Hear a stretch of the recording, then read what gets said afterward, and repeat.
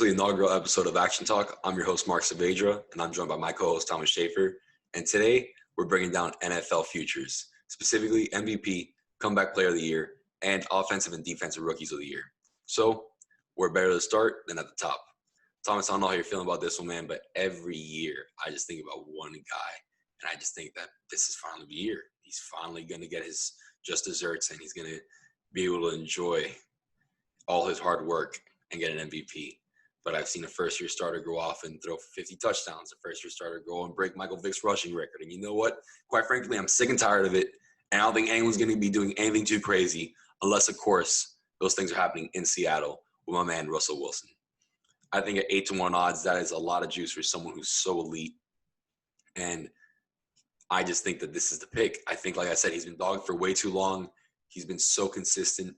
And it just seems like no matter who you plug into his offense, he's able to work with them. Whether it's Tyler Lockett, DK, Jacob Hollister, Will Dissly, doesn't matter who. You plug in anyone, and he knows how to throw people open. He's got the best deep ball in the NFL. It's amazing. And I just don't think that this year is going to get dogged. Patty's gotten his. Lamar's gotten his. Brady's got a load of his. Excuse me. Sorry about that. Brady's got a number of his. Russell Wilson, it's his year. I love Russell Wilson, but my pick, Tom Brady, to get his 4th MVP. Listen, I know what you're thinking. He's over the hill. He lost his deep ball. You know the weapons he had last year? They were oh my God, practice squad players. He had a 40-year-old tight end, a receiver leading the league in drop passes. Julian Edelman, who's their best receiver, a little 5'8" former quarterback at Kent State or wherever he came from. Ain't no height shaming.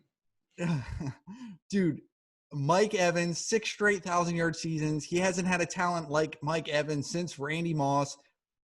Last person to do that was Randy Moss with the 6 straight 1,000-yard seasons. Chris Godwin came on last season in Bruce Arians' offense. Dude, this is a loaded offense. And then you got the tight ends. You got Brait. You got Gronk coming back out of retirement.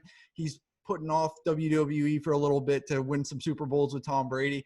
And don't forget O.J. Howard.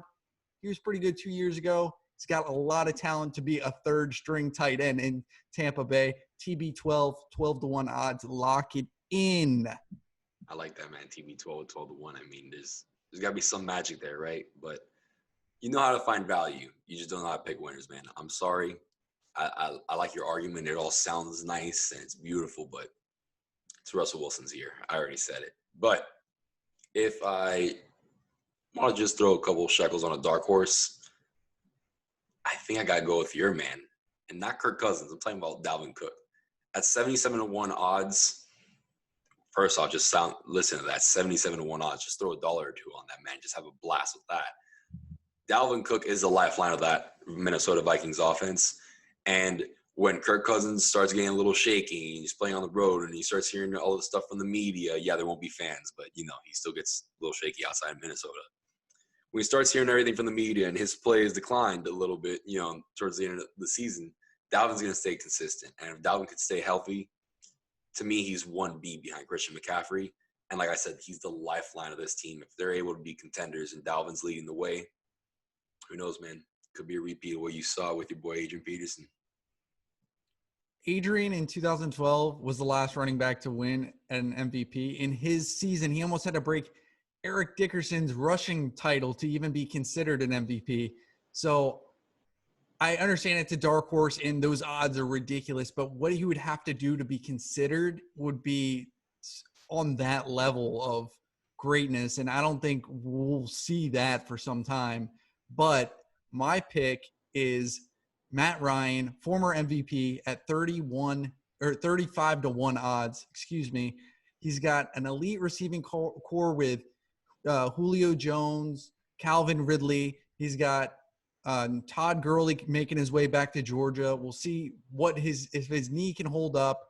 If they can get a little pinch of what he was with Los Angeles Rams previously, then they're going to be in a good spot. And my real argument is Matt Ryan going against Brady and Breeze. If he can somehow win that division against Brady and Breeze, two of the most historic quarterbacks in NFL history, How is this guy not considered an MVP?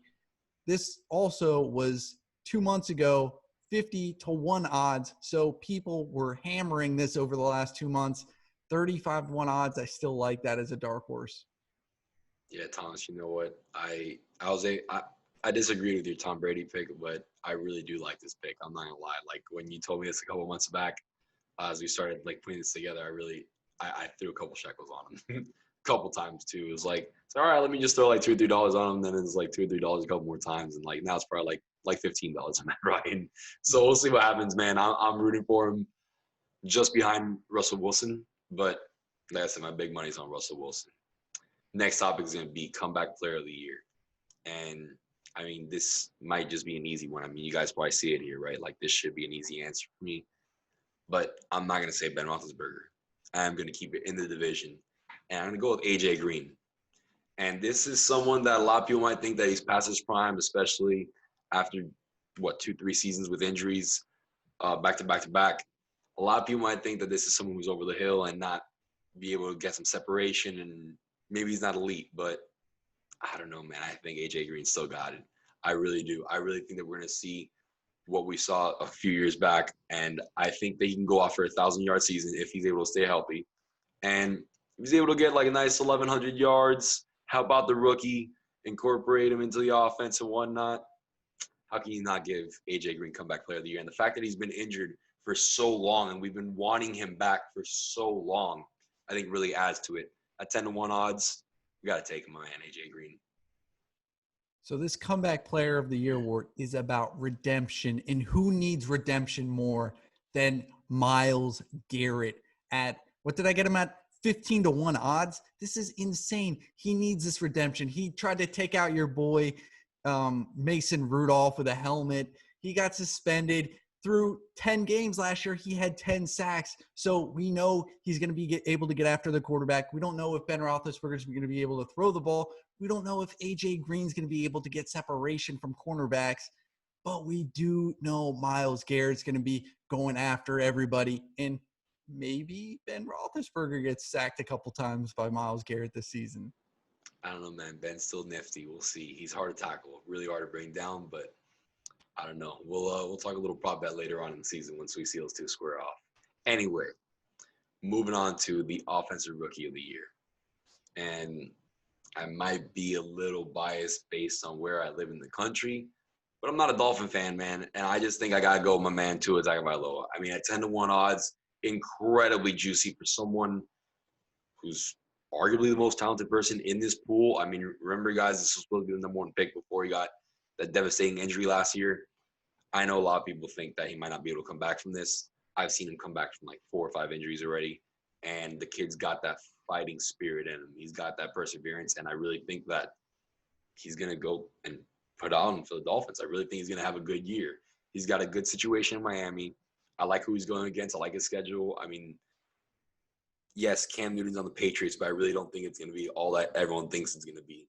I think the Dolphins are in a good situation, and Tua's poised to have a, offensive rookie of the year kind of year. That's all I'm saying. At 10-1 odds, I think it's worth a little bit. I love this pick because this is my pick. Tua 10-1 odds. I like him better than Burrow. I think he's in a better situation than Burrow. He's got Matt Breida. He averaged over 5 yards a carry in San Francisco the last 2 years.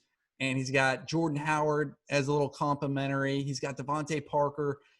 He doesn't have the tough division that Burrow has to go up against. And this award is primarily a quarterback award. We all know this. Since 2010, 5 quarterbacks have won this award. So Tua is my guy, man. I love this pick. There you go. I mean, just cash your ticket right now, man. 10-1. It's juicy enough for me. And we capped the show with our defensive rookies of the year. And all I could say is, let me just open this segment up with just saying, fade Chase Young. And with that, I give you my pick. And this is someone who I really liked coming out of the draft because he is a true Swiss Army knife. And I haven't seen one like this since maybe Minkah Fitzpatrick. I don't know. But I got to go with my man Isaiah Simmons at 5-1 odds. It's not particularly juicy for these kinds of prop bets and whatnot, or future bets, I should say.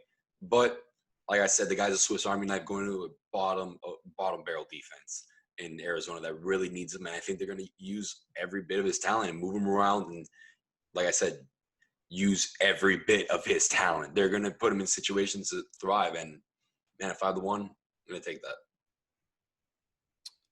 I'm addicted to juice, so I'm looking for the most juice, the best player in the best situation, and that's Javon Kinlaw.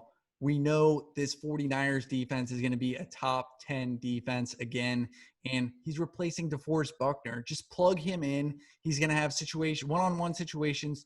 Bo is going to be getting double teamed. This guy can have a nice sack season, 8, 9, 10 sacks. Why not? This guy's 25-1 odds. It's incredible juice for somebody that's already going to be on a great defense and in a great situation. So Javon Kinlaw is my guy. I know it's not going to be a hot pick or hot discussion, but I think he's in the right situation to make some noise. I mean, you can't always go with the favorites, man. Like you said, you're addicted to juice, and it pays out sometimes. Sometimes.